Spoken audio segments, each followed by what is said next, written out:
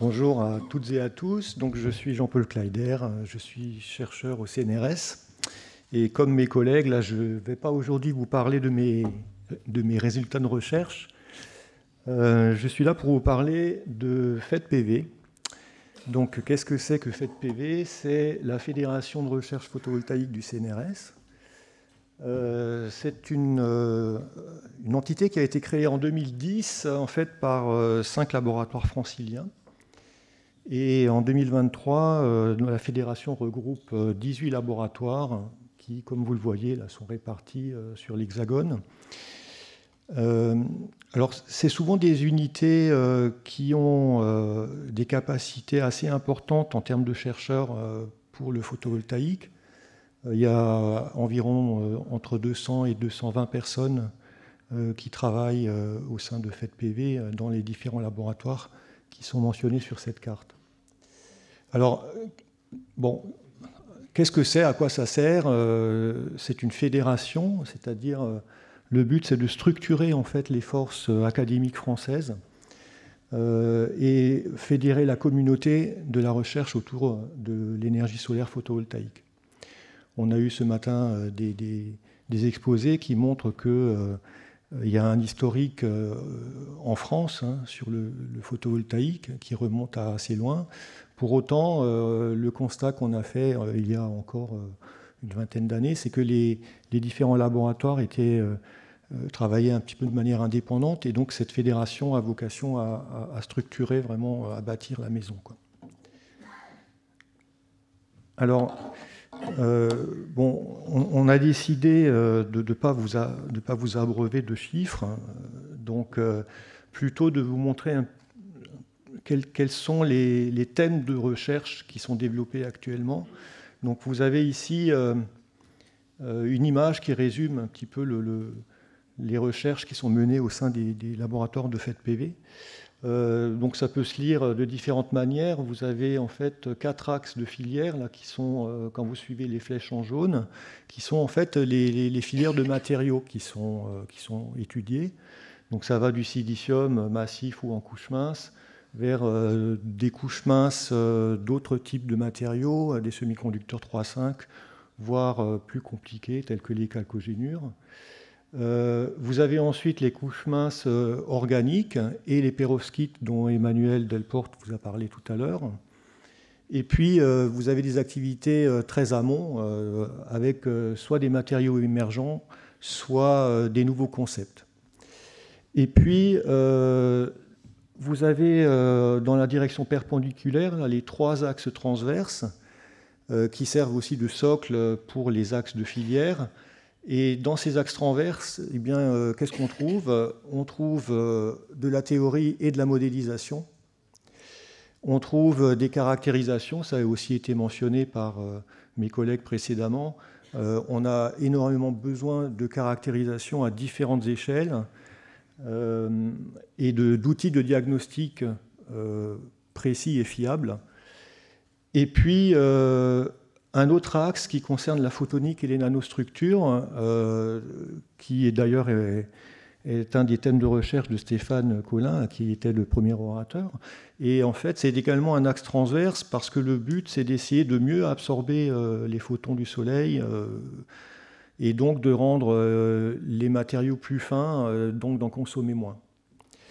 Et puis, vous voyez que toutes ces flèches jaunes, là, elles se dirigent vers quelque chose qui s'appelle les cellules tandem. Et ça, c'est vraiment les objets de recherche, non seulement en France, mais partout dans le monde aujourd'hui. C'est d'essayer de coupler les différentes filières pour empiler des matériaux et aller vers des performances en termes de rendement de conversion de l'énergie supérieures à ce que l'on peut avoir avec simplement l'utilisation, par exemple, d'un seul matériau tel que le silicium. Et puis, pour terminer, là, sur la flèche, eh bien, une fois qu'on a des cellules, il faut avoir les modules et puis il faut les mettre en œuvre. Donc, il y a aussi des aspects de recherche sur les modules et les systèmes. Il y a un orateur ce matin qui parlait de l'électronique de puissance. Eh c'est un des ingrédients, effectivement, importants pour la mise en œuvre du photovoltaïque. Voilà, et puis évidemment, tout ça, c'est pour essayer d'avoir des systèmes plus performants, mais aussi d'avoir des systèmes moins coûteux. Alors, je voulais vous donner quelques exemples d'actions aussi sur la fédération FedPV que je dirige depuis 2020. Il a été décidé aussi d'organiser en fait des journées scientifiques en région. Donc là, cette année, par exemple, on avait une journée scientifique, 2 journées scientifiques organisées en région lyonnaise. Et c'est l'occasion d'aller voir un petit peu sur le terrain régional quels sont les acteurs et quelles sont les activités autour du photovoltaïque. On a également un rôle de soutien à la science ouverte. C'est quelque chose qui est très important pour nous, chercheurs, et pour le CNRS. Et à ce titre, les chercheurs de FedPV contribuent à des éditions spéciales dans une revue internationale qui s'appelle EPJPV, European Physical Journal Photovoltaics. Et puis, FedPV contribue à soutenir des manifestations scientifiques. Par exemple, vous avez ici la photo de Becquerel, d'Edmond Becquerel, puisqu'il y avait le 200e anniversaire de sa naissance il n'y a pas très longtemps. Et puis, l'organisation, également le soutien à des organisations scientifiques diverses. Et pour terminer, le FedPV a été à l'origine de la création des journées du photovoltaïque, les journées nationales du photovoltaïque. C'est en fait des journées que l'on souhaite, dans lesquelles on souhaite vraiment regrouper la communauté nationale. Et ça dure 4 jours, c'est généralement au mois de décembre. On a eu la dernière édition pas plus tard que la semaine dernière. Ça se fait en résidentiel parce que ça nous permet effectivement d'augmenter la cohésion entre les chercheurs. Et on a des sessions de formation, c'est également quelque chose qui nous tient à cœur, il faut former les jeunes.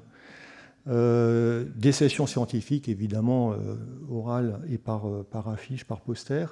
Mais également, on a à cœur de s'ouvrir vers la société.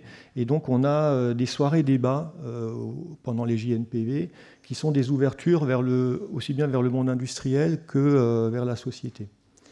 Et donc, ces journées, ces JNPV sont plébiscitées en fait, depuis leur création. Pour vous donner un ordre de grandeur, il y a à peu près 120 personnes qui participent chaque année, avec une forte proportion de doctorants et de post-doctorants, donc les jeunes. Et en fait, on est là pour ça, c'est pour que les jeunes prennent la relève et continuent à porter haut le flambeau du photovoltaïque.